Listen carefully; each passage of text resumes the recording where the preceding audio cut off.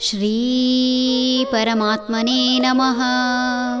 ಶ್ರೀಮದ್ಭಗವದ್ಗೀತಾ ಅಥ ಷಷ್ಠೋऽಧ್ಯಾಯಃ.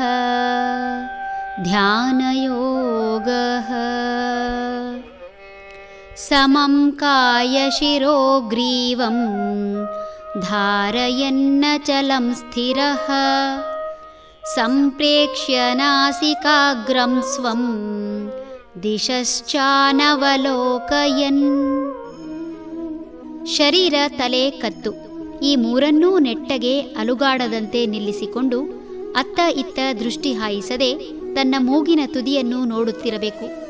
ಧ್ಯಾನಕ್ಕೆ ಕುಳಿತ ವ್ಯಕ್ತಿ ತನ್ನ ದೇಹದ ಯಾವ ಭಾಗವನ್ನು ಅಲುಗಾಡಿಸದೆ ನೇರವಾಗಿ ಇಟ್ಟುಕೊಂಡಿರಬೇಕು.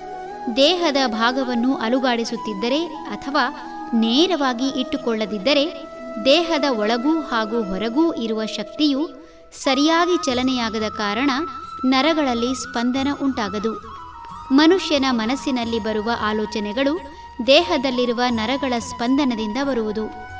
ಶಕ್ತಿಯ ಹರಿವು ವ್ಯತ್ಯಾಸ ಆಗುವುದರಿಂದ ದೇಹದಲ್ಲಿ ನರಗಳ ಸ್ಪಂದನ ಸರಿಯಾಗಿ ಆಗದೆ ನಿಶ್ಚಿತ ಗುರಿ ಸಾಧನೆಗೆ ಅಡ್ಡಿಯಾಗುತ್ತದೆ. ಮೂಗಿನ ತುದಿಯನ್ನು ನೋಡುತ್ತಾ ಕುಳಿತರೆ ಆಜ್ಞಾಚಕ್ರದಲ್ಲೇ ನೆಲೆ ನಿಂತು ಜ್ಞಾನವನ್ನು ಹೆಚ್ಚಿಸಿಕೊಳ್ಳಲು ಸಹಾಯಕವಾಗುತ್ತದೆ. ಪ್ರಶಾಂತಾತ್ಮ ವಿಗತಭಿಃ ಬ್ರಹ್ಮಚಾರಿ ವ್ರತೆ ಸ್ಥಿತಃ ಮನಃ ಸಂಯಮ್ಯ ಮಚ್ಚಿತ್ತಃ ಯುಕ್ತ ಆಸೀತ ಮತ್ಪರಃ. ಪ್ರಶಾಂತನಾಗಿ ನಿರ್ಭಯನಾಗಿ ಬ್ರಹ್ಮಚರ್ಯ ವ್ರತದಲ್ಲಿರುತ್ತಾ ಮನಸ್ಸನ್ನು ಅಂಕೆಯಲ್ಲಿಟ್ಟುಕೊಂಡು ತನ್ನಲ್ಲೇ ಚಿತ್ತವಿಟ್ಟು ಸ್ಥಿರ ಬುದ್ಧಿಯ ಮೂಲಕ ನನ್ನನ್ನೇ ಧ್ಯಾನಿಸುತ್ತಾ ಕುಳಿತುಕೊಳ್ಳಬೇಕು. ಮನಸ್ಸು ನಿರ್ಮಲವಾಗಿರಬೇಕು. ಯಾವುದೇ ಭಯ, ಆತಂಕ ಇರಬಾರದು. ಬ್ರಹ್ಮನನ್ನು ತಿಳಿಯುವ ಆಸಕ್ತಿಯೊಂದಿಗೆ ಮನಸ್ಸನ್ನು ತನ್ನ ಹತೋಟಿಯಲ್ಲಿಟ್ಟುಕೊಳ್ಳಬೇಕು. ತನ್ನ ಮನಸ್ಸನ್ನು ತನ್ನಲ್ಲೇ ಕೇಂದ್ರೀಕರಿಸಿಕೊಂಡು ಯಾವುದೇ ಚಿತ್ತ ಚಾಂಚಲ್ಯವಿಲ್ಲದೆ ಸ್ಥಿರ ಬುದ್ಧಿಯ ಮೂಲಕ ಕಣ್ಮುಚ್ಚಿ ಭಗವಂತನನ್ನೇ ಧ್ಯಾನಿಸುತ್ತಾ ಕುಳಿತುಕೊಳ್ಳಬೇಕು. ಧ್ಯಾನ ಮಾಡುವಾಗ ಕಣ್ಣು ಮುಚ್ಚಲೇಬೇಕೇ ಎಂಬುದು ಹಲವರ ಪ್ರಶ್ನೆ. ಏಕಾಗ್ರತೆ ಇದ್ದವನು ಕಣ್ಣು ಮುಚ್ಚಲೇಬೇಕು ಎಂಬುದೇನೂ ಇಲ್ಲ.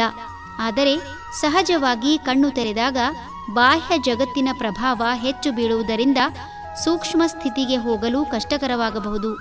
ಅಲ್ಲದೆ ಕಣ್ಣು ಮುಚ್ಚಿದಾಗ ಭೌತಿಕ ದೇಹ ಮರೆಯಾಗಿ ವಿಶ್ವದಲ್ಲಿ ಒಂದಾದ ಅನುಭವ ಪಡೆಯಲು ಸಾಧ್ಯ.